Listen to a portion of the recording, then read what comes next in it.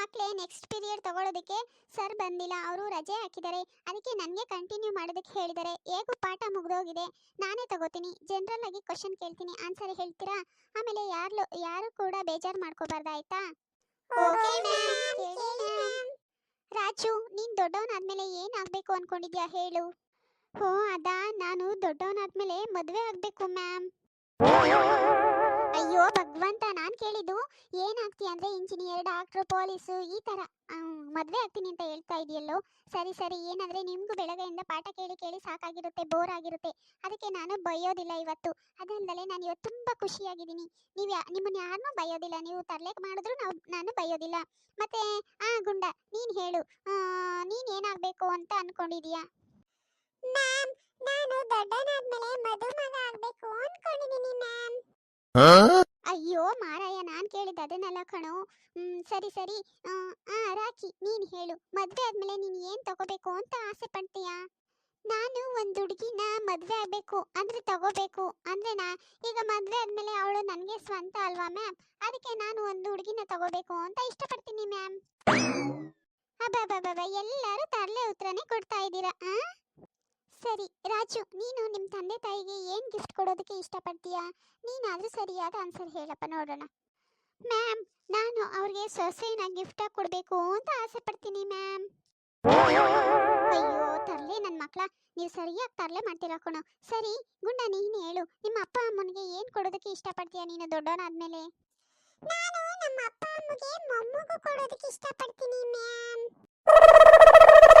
ಮಾರಾಯ, ಎಂತೆಂತ ಉತ್ತರ ಹೇಳ್ತೀರಾ ಅಂದ್ರೆ ನೀವು, ನಾನೇ ತಲೆ ತಿರುಗಿ ಬಿದ್ದು ಹೋಗ್ಬೇಕು ಆ ತರ ಉತ್ತರ ಹೇಳ್ತೀರಾ. ಸರಿ ಸರಿ, ನಿಮ್ಮ ಜೀವನದ ಗುರಿ ಏನು ಅದಾದ್ರೂ ಹೇಳಿ. ಮೂವರು ಸೇರಿ ನಿಮ್ಮ ಜೀವನದಾಗ ಏನು ಗುರಿ ಇಟ್ಕೊಂಡಿದ್ದೀರಾ ಅಂತ ಹೇಳ್ಬಿಟ್ಟು ಹೇಳಿ ನೋಡೋಣ.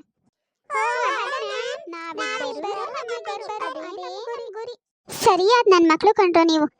ಸರಿ, ಪಾಠದ ಬಗ್ಗೆನೇ ಒಂದು ಕ್ವಶನ್ ಕೇಳ್ತೀನಿ, ಆನ್ಸರ್ ಹೇಳ್ತೀರಾ? ಕೇಳಿ ಮ್ಯಾಮ್. ಸರಿ, ಅಕ್ಬರ್ ಮಹಾರಾಜ ಯಾರು ಅಂತ ಹೇಳ್ಬಿಟ್ಟು ಹೇಳಿ ನೋಡೋಣ. ಗೊತ್ತಿಲ್ಲ ಮ್ಯಾಮ್. ನೀವೇನು ಓದಕ್ ಬರ್ತೀರಾ ಅಥವಾ ಈ ತರ ತರಲೆ ಮಾಡ್ಕೊಂಡು ಹೋಗೋದಕ್ಕೆ ಬರ್ತೀರಾ? ಓದೋದ್ಕಿನ ಎಲ್ಲಾದ್ರೂ ಕತೆ ಕಾಯೋದಕ್ಕೆ ಹೋಗಿ, ಅದಕ್ಕೆ ಸರಿಯಾಗಿ ಹೇಗಿದ್ದೀರಾ ನೀವು?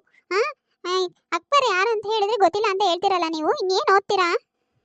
ಮ್ಯಾಮ್, ರವಿ ಮತ್ತೆ ಶಶಿ ಯಾರು ಅಂತ ನಿಮಗೆ ಗೊತ್ತಾ ಮ್ಯಾಮ್? ರವಿ ಮತ್ತೆ ಶಶಿನ ಯಾರದು? ನನಗೆ ಅವ್ರು ಯಾರು ಅಂತ ಹೇಳ್ಬಿಟ್ಟು ಗೊತ್ತಿಲ್ಲಪ್ಪ. ನೀವು ಅಷ್ಟೇ ಮ್ಯಾಮ್, ನಿಮ್ಮ ಮಗಳ ಕಡೆ ಗಮನ ಕೊಡಿ, ಇಲ್ಲಾಂದ್ರೆ ತುಂಬಾ ಕಷ್ಟ ಆಗ್ತೈತೆ. ಏನು ಅಂದಿದ್ದು? ಏನಿಲ್ಲ ಮ್ಯಾಮ್, ಸಾರಿ ಮ್ಯಾಮ್. ಸರಿ ಸರಿ, ಈ ತರ ತರಲೆ ಮಾಡೋದು ಬಿಟ್ಟು ಓದೋದ್ ಕಡೆ ಸ್ವಲ್ಪ ಗಮನ ಕೊಡಿ, ಚೆನ್ನಾಗಿ ಓದಿ, ಮುಂದೆ ಒಳ್ಳೆ ಕೆಲ್ಸಕ್ಕೆ ಹೋಗಿರಂತೆ. ಸರಿ ಸರಿ, ನಾನೊಂದು ಸೆಂಟೆನ್ಸ್ ಹೇಳ್ತೀನಿ, ಅದೇ ತರ ನೀವು ಕೂಡ ಒಂದು ಸೆಂಟೆನ್ಸ್ ಮಾಡಿ ಹೇಳ್ತೀರಾ? ಹೇಳ್ತೀವಿ ಮ್ಯಾಮ್.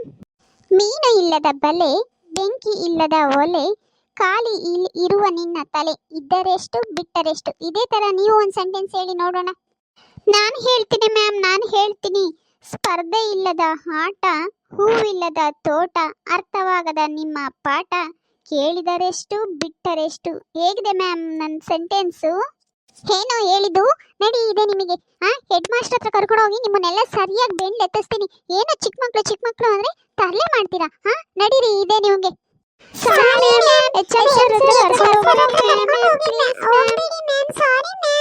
ಇನ್ನೊಂದಿನ ಇದೇ ತರ ಏನನ್ನ ಹುಚ್ಚುಚ್ಚಾಗಿ ತರ್ತರ್ಲೆ ಆನ್ಸರ್ಸ್ ಹೇಳಿ ಆಗಿದೆ ನಿಮಗೆ.